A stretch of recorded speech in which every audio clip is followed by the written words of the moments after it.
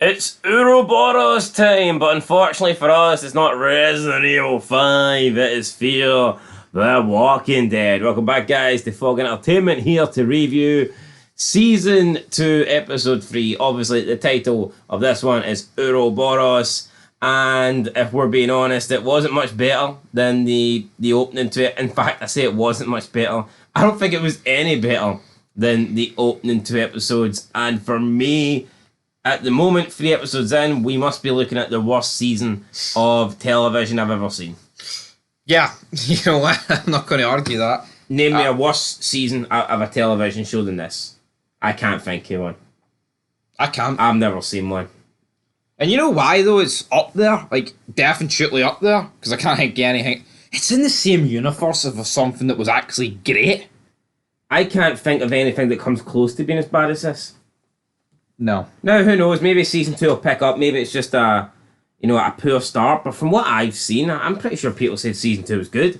No, but it's mad, right? We kick off with Flight 462, right? Crashes in the middle of the ocean. We're introduced to these couple of jobber characters. When would The Walking Dead have kicked off a cold open with a bunch of people from a webisode? Yeah. Like, what is going on here? So it just shows you how fucking boring the rest of this show characters are. It has to focus on this group. So yeah, the main character is Alex. She's like a Asian female, and I think she's got a friend or a compatriot or a companion, whatever. And he is like really badly injured from the plane crash. I mean, I don't know what happened to him, but he looks like he's burnt or something. Yeah, this guy ain't gonna survive. Like, maybe back when you had hospitals and you could get medical care, then perhaps, like, but this guy is literally hanging on. They're in a little dinghy boat with a couple other survivors. I think there's 5 in total. One of them is infected, so the other one hits him with an oar, sends him into the water. Basically, I've thrown him off the boat. I don't know if he killed him with a smack, but yeah, that's him gone. So now we're down to 4. We then see days passed, and the guy that hit the infected person into the water is trying to kill Alex's friend, but she wakes up in the middle of the night and finds him about to do it, so she stabs... Big Tom about to kill him. She stabs him, and that basically takes care of him, so now we're down to 3. And then the other guy that has kind of just been sitting there in the boat with them, he says, look, you should probably put this guy out of his misery, and that's pretty much it. So that was the opening. No, it's funny about this, so we don't care. We don't care if he puts him out of his misery. We don't care when she stabbed him. We don't care if this guy gets burnt. I'm going to be honest. Like, we don't even care about the main cast. Yeah, so how am I supposed to care about this raft? Yeah, that was that, though. That was the opening. We then go into the main show or whatever. Strand is trying to call his contact via satellite phone to confirm he is coming, but the phone cuts out.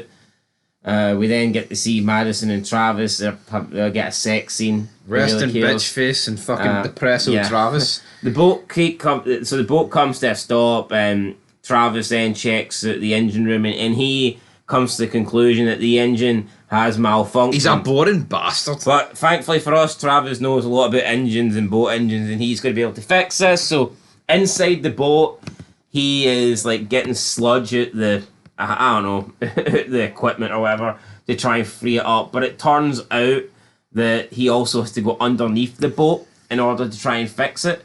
And he does that. He gets the gear, like scuba diver gear and all that, and he takes tools underneath the boat to try and sort out what the problem is. And of course, there is a walker that is underneath the boat, and this is like your little portion of danger for this episode. And it just screams to me the Well Walker in Season 2 of The Walking Dead. It's like literally they have copied Season 2 right down to the bone. Season 2, like the group initially get off, like they get out of the big cities, they head to the farm, they're like away from civilization. That's kind of what this is like, but only we don't get a farm, we get a boat. So you're trapped away from like the rest of the world. And then we get this walker here. Then we had the well walker. You had to lower Glenn in to try and get the walker out the well, and now you've got Travis having to go underneath the boat to try and get the walker away from the propeller so you can try and fix the boat. And it's like they are forcing these scenarios to try and give you a sense of danger, because the show, there is no sense of danger. The show sucks. They're in a boat in the middle of nowhere, and they just have to force random fucking zombies. No, it's mad though, right? Think of this. There wouldn't be that many walkers out in the water. And think of like normal boats. Look at the amount of fish, sea life, that don't even get stuck. So what, supposed to fucking believe on the off chance that a walker did get stuck? Come on. But no, the worst scene next is coming up, because we've got Daniel noticing Ophelia's wound infected, right? She's like, oh, I'm out of antibiotics. But he's like, no, you can't ask Madison for antibiotics because families must take care of themselves. Blood is blood. So hold on, why are you on the boat then? Yeah, if you can, yeah, why you on? Why you then on the boat? Why you on Strand's boat? You stupid prick. Didn't him and Travis like basically have an argument? A point scoring system? Oh, you owe me. Oh no, I owe you. Ho ho ho ho. We owe each other. I mean, they basically bitched at the start of season. See, this Daniel guy, for me, arguably the most overrated character in TV history. All right. Well, I wouldn't say it's rated enough to claim that. I don't think you realise how high people. Mate, there's about 10 people that watch this fucking show. Alright, okay, let me rephrase it. The most overrated character on the Walking Dead universe. No, wait, can't. The most overrated character on Fear. No, I'd say they're all shite. Got nothing good to say about it. He's just not a great character. Right, the plane has crashed, right? So, well, we knew that for ages, but essentially, Daniel comes up with the bright idea of, here, I'll look after the kids. So all the kids go. The salvage scrap. Yeah, so... I get it, right? Strand wants to look after his boat. Travis wants to sort out the blockage. So what's Madison doing? Just resting her bitch face? Absolutely nothing. So Daniel and all the kids, again, we have to leave the boat to try and create a sense of danger here, because there is no danger on the boat. They go to the island, they look through like stuff, they look through like items and, you know, from the plane crash to see if they can salvage anything. I believe it's Chris. Chris goes into the plane and he spots a guy that's still alive from the plane crash. Yep. But his like spine is completely, it's like, I think it's actually sticking out. So the guy's back is pretty much broken. And, you know, he's just sitting there. He asks Chris to kill him, and Chris does kill him. Then Daniel walks up and he's like, what's happening with you? And Chris is like, not a lot. And then out of nowhere, you know, in Walking Dead fashion, we suddenly, after not seeing a single walker, we get what appears to be like hundreds of walkers. I mean, what's funny about this? So we're like fucking bang smack in the middle of nowhere. Yeah, then we see, what's the annoying junkie called again? Nick. We see Nick, and he's like kind of like walking backwards, and we see him on the edge of like a cliff, and he falls off the cliff. To me, so obvious. There's one walker at the bottom, and he just happens to fall off. He falls off like down into like this embankment or whatever. It's so forced though. And like there's like walker at the bottom. It's trying to get him, and he gets away. And then there's like crabs or some shit. Yeah. That are on him, like wee crabs. Aye, it is. He watched the crab go in.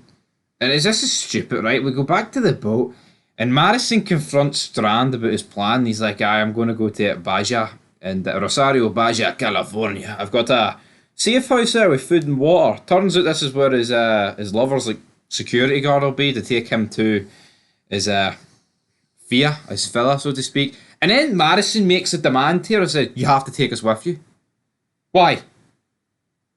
Why not please? Not you have to. Why not please? Yeah, like she fucking demands it on it, and then like, Strand 1 minute puts the foot down, and then the next minute bottles it. Yeah. Then let's go back to Nick. So he's down this like hole, whatever. And then walkers start falling in, and you're like, oh, is Nick gonna die? Is Nick gonna die? And then we go back to like Alicia and the old guy. I cannot remember their names for the life of me. The old guy and Chris, Daniel, and like they're kind of being surrounded or whatever. They're like trying to get back to the boat, and then out of nowhere we see Nick appear, and he's using like the face paint shit, the whole let's put blood all over my face now I can disguise as one of them, and then he's walking about the walkers as if he's like like as if he's like a whisperer or something. It's like Yeah. he's just walking about the walkers with blood covered on him, and Alicia's just like, "What the fuck is this?" Yeah, like it almost feels like this was like a whisperer, And it's like, I mean, what is this guy doing? like prologue or something. They do run into Alex and Jake. Jake, the big cripple, the guy who's got all the burns over his face, but Alex like, they're coming. Yeah, so that's like towards the end, like they see them on a boat and they're like, ah, please take me with you. And Strand's like, you're not coming on the boat. And the group's, oh, we can't just leave them here. So they kind of like compromise, like they tie their dinghy to the boat. So, so Strand's boat goes off and they're getting pulled along on their little rubber dinghy. And it looks like we've got a compromise. It looks like we're good to go. Looks like Alex and Jake are, tagging along. But then Strand's like, no, and he just gets a machete and he cuts the rope. And then Alex and Jake are just left there in the middle of the ocean on a dinghy. And that's it. That's their involvement in the show done. Is that it then? That is it. I don't blame Strand for doing this, personally. I feel like he let too much slide. I mean, they can say that they're only like you can say they're not actually on the boat, right? But sooner or later, they would come on the boat, wouldn't they? Yeah, like what? So they're just gonna live 20 feet for the boat with a rope? I mean, come on. How's this kid ever gonna get better? Just fucking torturing. Honestly. Yeah. So that's how the episode ends. That's pretty much it. I don't think there's anything else really. Travis obviously got the boat back up and running. Strand didn't really do much. He just kind of stayed on his boat this episode. Daniel said he would look after the kids and done anything but look after them, really. So, yeah, I think that's it. See, this is just the problem. They come up with this whole, let's spend like a season on the, like half a season on the boat, but then they've no idea how to fill it out with. Yeah, no. Once you go on a boat, you're removing all danger. You're setting the show up for failure. Well, yeah, exactly. And I just feel like in the original Walking Dead, yeah, they were on a farm, but I just feel like there was more conflict in the group. You had the whole going out looking for Sophia. You had the whole, you just had other obstacles. You had Laurie being pregnant. You had Herschel not wanting them on the farm, like trying to kick them off. You had Carl being shot. They had to try and get the blood for. You'd things going on. But most importantly, you had good characters, which this show doesn't have. But in this, it's literally like they're just on a boat, and that's it. There's no all they need to do is worry about from getting to point A to point B. Exactly. And they're just on a boat safely, and they'll bump into random people just to try and create a wee bit of action and spice in the show. It was a garbage episode. Was it worse? I think it was slightly better than episode 2. I'll give it a 1. I'm getting a 1. 1, I'm sorry. Well, a 1 gets half a point better, so we'll take it, guys. But anyway, 13 minutes too long discussing this, so until then, peace.